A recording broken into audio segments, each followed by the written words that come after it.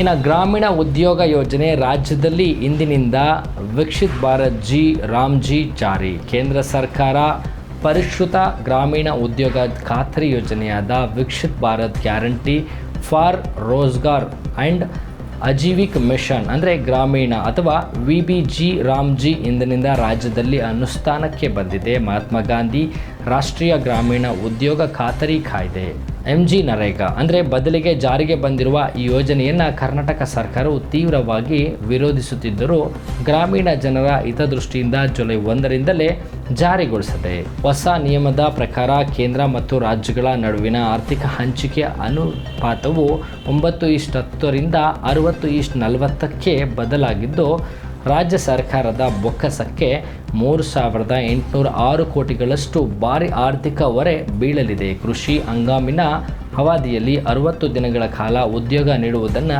ನಿಷೇಧಿಸಿರುವ ಕೇಂದ್ರದ ನಿಯಮವನ್ನು ಅವೈಜ್ಞಾನಿಕ ಎಂದು ಕರೆದಿರುವ ಗ್ರಾಮೀಣಾಭಿವೃದ್ಧಿ ಸಚಿವ ಈಶ್ವರ್ ಖಂಡ್ರೆ ಇದರ ವಿರುದ್ಧ ಸುಪ್ರೀಂ ಕೋರ್ಟ್ನಲ್ಲಿ ಕಾನೂನು ಹೋರಾಟ ಮುಂದುವರಿಸುವುದಾಗಿ ತಿಳಿಸಿದ್ದಾರೆ.